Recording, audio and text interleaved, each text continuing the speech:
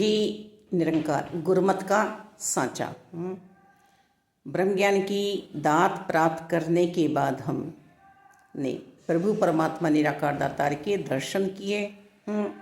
अब इस शरीर को इस संसार में रखना है तो किस तरह से रखा जाए, संभाल किस तरह से दी जाए अपने जीवन को, अपनी श्वासों की कदर करते हुए कि हर श्वास में निरंकार को याद रखते हुए, रोम रोम में निरंकार का एहसास करते हुए और बाहरी दुनिया में हमें गुरुमत में रहना आ जाए। सदगुरु जी की बातों को मानकर अपने जीवन को सफल बनाना आ जाए कि सतगुरु माता सुदीक्षा जी चाह क्या रही हैं हमसे। मानव की रीत बनी है कि बारंबार भूल कर रहा है, रिवीजन नहीं कर पा रहा है, अध्ययन में नहीं है। जो हमें समझाया जा रहा है सत्य का संग करो, सत्संग करो, सिमरन करो और सेवा भाव में रहो, पर हम कर्ता भाव में आ जाते हैं, अहंकार में आ जाते हैं। तो हमें फिर रोज डेली यही समझाने का प्रयास किया जा रहा है कि गुरु की मत में रहो, गुरु की मत लेकर साथ चलो। ज्ञान जो हमें दिया गया है उस ज्ञान को धारण करना है, उस कवच में रहना है। गुरसिक्की गुणों को सीखना है। साकार सतगुरु जी ने हमें निरंकार दिए हैं, पूर्ण निरंकार दिए हैं, कुछ अपने पास नहीं रखा।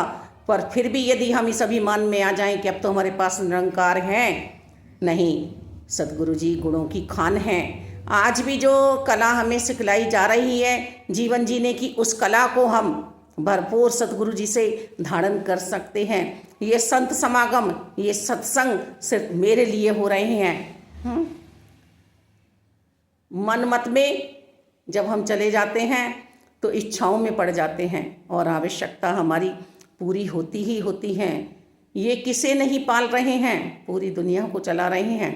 हम सोचें हम किसी को कुछ दे रहे हैं तो हमारे कारण हो रहा है, नहीं।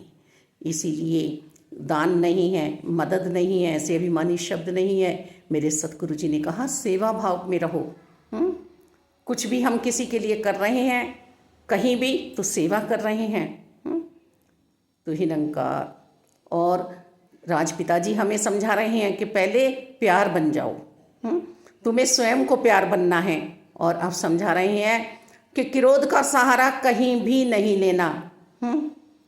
क्रोध ऐसा ना हो कि हमने इसे ठीक करने के लिए क्रोध दिखाया। कैसे सतगुरु जी हमें गुरमत पे चलाने की कोशिश कर रहे हैं।